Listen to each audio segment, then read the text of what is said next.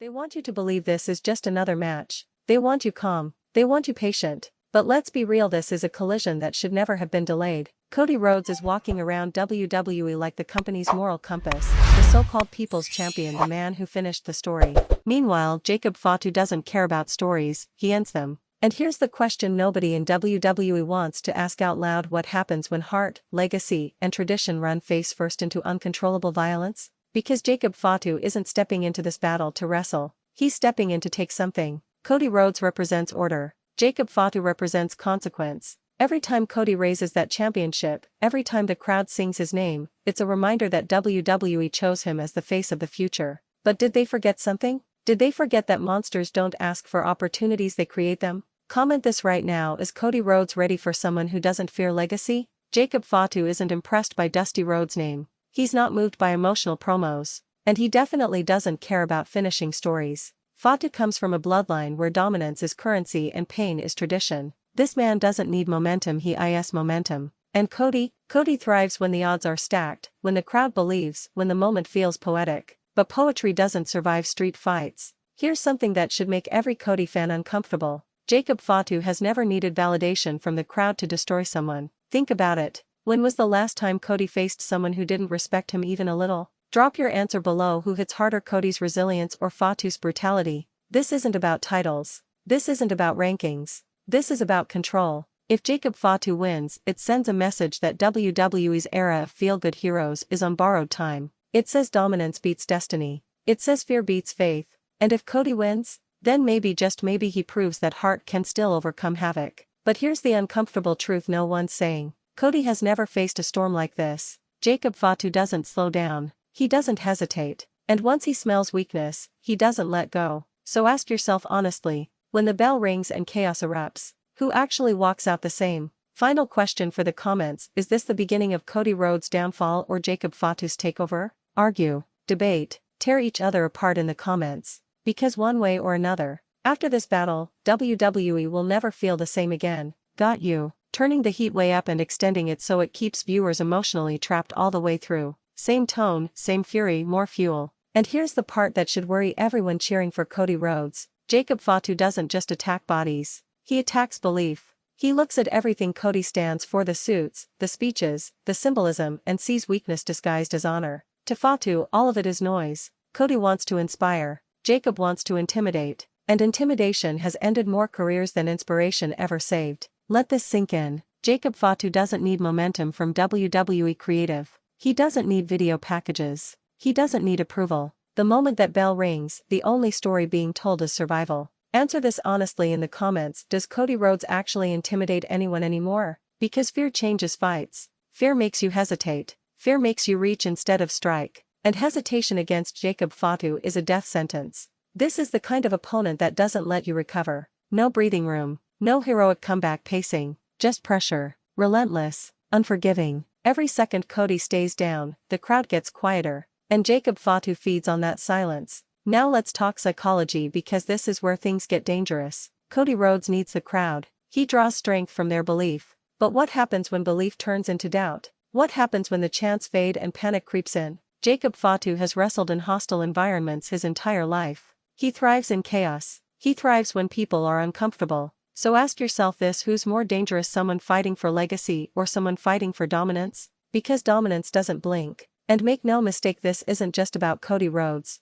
This is about what WWE wants its future to look like. Do they want polished heroes who speak from the heart? Or do they want uncontrollable forces that command fear? If Jacob Fatu wins, every locker room door swings open. Every dominant name starts paying attention. Because that one wouldn't just be over Cody Rhodes. It would be over the idea of Cody Rhodes. Now imagine this scenario. Cody fights from underneath. He bleeds. He claws back. The crowd rises. But Jacob doesn't panic. He doesn't rush. He smiles. That's the moment you should be afraid. Because monsters don't get emotional. They get methodical. Comment this right now if this turns into a war of attrition: who collapses first? And here's the most unsettling thought of all. What if Cody wins but loses something in the process? What if he survives Jacob Fatu, but never looks invincible again? Because sometimes winning doesn't save you. Sometimes it exposes you. Jacob Fatu doesn't need to leave with a title to change WWE forever. He just needs to leave a mark. So whether you're Team Cody or praying for chaos, one thing is guaranteed.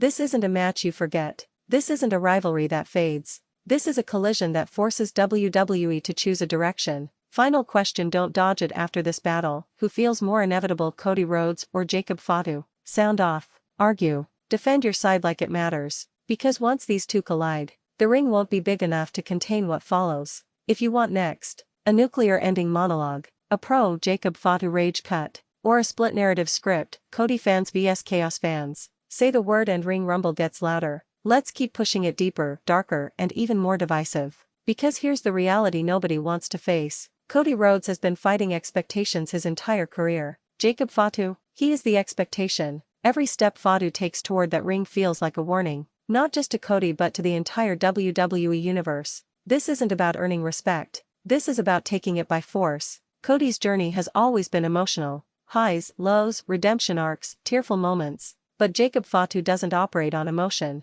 He operates on instinct. And instinct doesn't care how loud the crowd screams. Let me ask you something uncomfortable. When was the last time Cody Rhodes genuinely looked afraid? Because against Jacob Fatu, fear isn't optional, it's inevitable. This is the type of opponent that turns confidence into caution. That makes you second-guess every move. That punishes every mistake twice as hard. One slip, one miscalculation, and Jacob Fatu doesn't just capitalize, he annihilates. And that's where the danger lies. Cody believes in timing, in pacing, in telling a story inside the ring. Jacob Fatu believes in ending things early. What happens when those philosophies collide? Drop this in the comments. Does storytelling survive when violence takes over? Because if Jacob Fatu controls the tempo, this becomes something else entirely. No heroic comeback, no dramatic pause, just impact after impact after impact. And the more punishment Cody absorbs, the more questions start creeping in. Is hard enough? Is legacy enough? Is being the guy enough? Or has WWE created a champion for a world that no longer exists?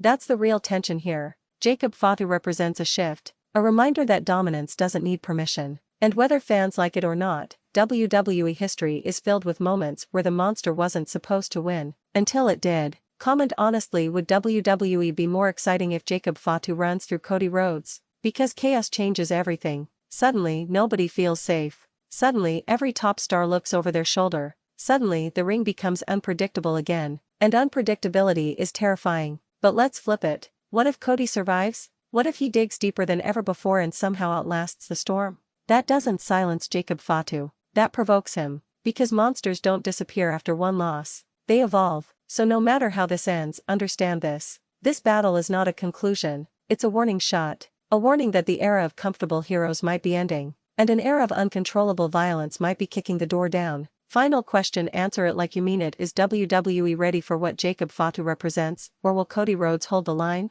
Flood the comments. Pick a side. Defend it with everything you've got. Because when these two finally collide, there will be no middle ground, only survivors. Alright, locking in and stretching this even further. Same fury, same pressure, no relief. Because deep down, everyone watching knows this truth. Cody Rhodes has something to lose. Jacob Fatu doesn't. And that imbalance? That's where fights turn ugly. Cody walks into this battle carrying the weight of expectation. Every fan chanting his name expects him to stand tall. Every executive expects him to represent the brand. Every critic is waiting for the moment he slips. Jacob Fatu walks in carrying nothing but intent. No pressure, no image to protect, no obligation to be liked. And that makes him terrifying. Ask yourself this and don't dodge it: who fights harder, the man protecting everything or the man with nothing to protect? Because when desperation enters the ring, rules stop mattering. This isn't about 5-star matches. This isn't about crowd-pleasing sequences. This is about who breaks first. Cody's entire career has been built on perseverance, on standing back up when the world tells him to stay down. But Jacob Fatu doesn't just knock you down.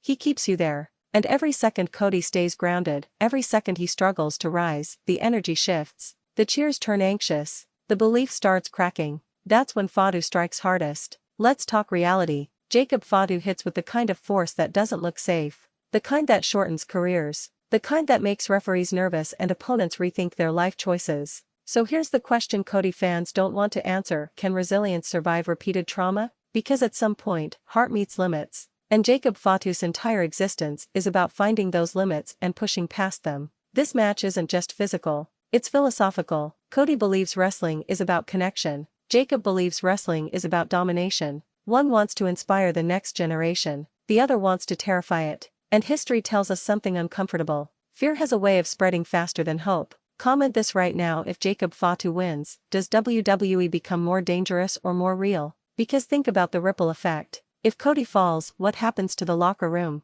What happens to the safe main event scene? What happens when every rising star realizes that effort isn't enough anymore? That power matters. That brutality works. That's how eras change. And even if Cody survives, really think about it. Does anyone walk away untouched? Jacob Fatu doesn't need victory to leave damage. He just needs time. Time to isolate. Time to punish. Time to expose. And once a champion is exposed, they're never looked at the same again. Final thought: let this one simmer. Is Cody Rhodes the final wall holding back chaos, or the next name it crashes through? Pick your side. Defend it loudly. Make your case like it matters. Because when belief clashes with brutality, the ring doesn't lie. And no matter who stands tall at the end, WWE walks out changed, forever. If you want to go even longer, I can push this into a full doomsday ending. A comment trigger rage loop, perfect for engagement, or a cinematic voiceover version with pauses and beat cues. Just say the word and ring rumble keeps swinging.